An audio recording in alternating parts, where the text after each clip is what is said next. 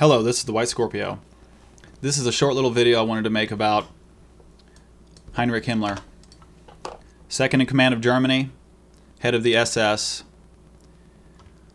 often called the most evil of the Nazis, most evil of the National Socialists.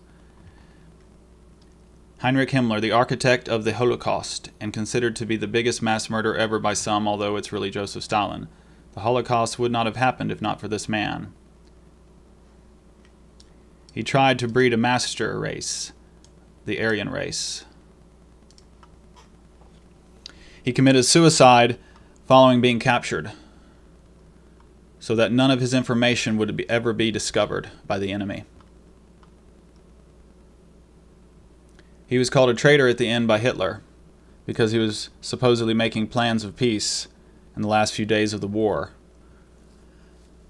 And he spent his last few days trying to save people's lives and his own. But he was captured.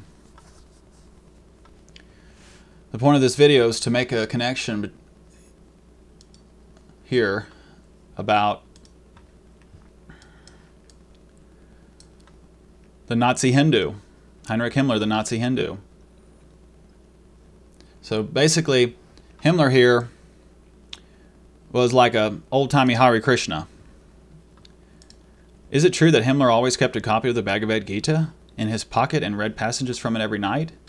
Yes, this is true. In fact, it has been well documented by Felix Kirsten, his Finnish masseur, that Himmler liked to indulge in philosophical monologues in his presence. The Reichsfuhrer SS called the Gita a high Aryan canto. He also believed in reincarnation and karma, cause and effect. Yoga. And the true meaning of yoga is yoke with God, which it is all explained in the Bhagavad Gita. This is the copy I would recommend if you're going to read it. It was produced during the 70s, and they've by Prabhupada.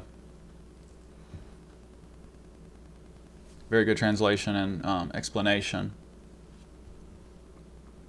This is the book that was a big part of the Third Reich.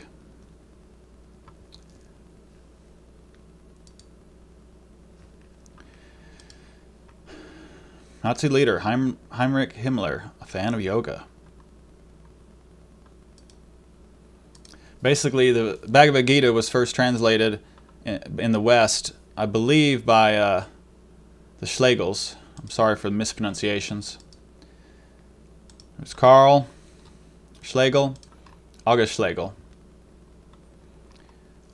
They were big on Aryanism, Indo-Aryanism, and bringing people back in Germany with their original roots. Rediscovery. This was the copy right here, written by this man. I believe that was the one that Himmler would have had.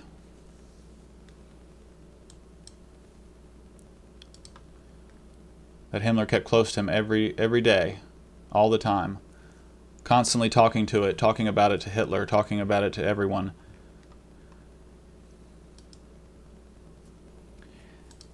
Here's some pictures of him. This one is a color photo. Another one, younger man. So when Himmler, make a few comments about him here. When they arrested Louis Rothschild, Himmler was known as the guy who he basically befriended him, possibly a good cop, bad cop scenario. Nonetheless, Himmler treated him well. Himmler was known as being like a nice guy, basically. Honorable. He believed in duty. This is Himmler ran the all the camps, basically. That's one of the reasons why he's hated today. And here's one of the camps here, and Red Cross was allowed to visit. They had nurses, hospitals, camp kitchens, orchestras, camp theaters, cinema, brothels, religious services, swimming pools, soccer fields, sauna. Himmler had a soft spot for prisoners. That is clear.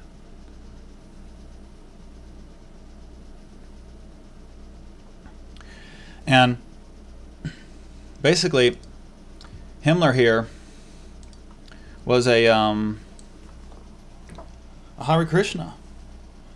And so, if you want to learn more about the SS, if you want to learn more about the Third Reich, if you want to learn about the thoughts and the ideas that were being unveiled and unrolled to the German people and to the Aryan people and reawakening who we really are, look no further than the Bhagavad Gita as it is. It will explain. You'll understand a lot more when you read this book. This is a picture, I believe, of Himmler, 3 of his children, which I believe from 2 different women. But I'm not 100% sure on that. Yeah, so, you know, it's people in the don't often talk about this guy and his connection with the Bhagavad Gita. You know, the Ishkans don't do it, the Hare Krishnas don't do it, the National Socialists don't talk about it, nobody talks about it. But if you know anything, this guy was a big part of the Third Reich, and his inspiration was the Bhagavad Gita. I've read the Bhagavad Gita as it is twice. And so I understand this. I understand a lot about the deeper meaning of what was going on there, what he was trying to do. So I recommend everyone who's into Germany, wants to know more about Himmler, wants to know more about the Third Reich, wants to know more about the SS. It's all about the Bhagavad Gita. So check it out. And thank you for listening.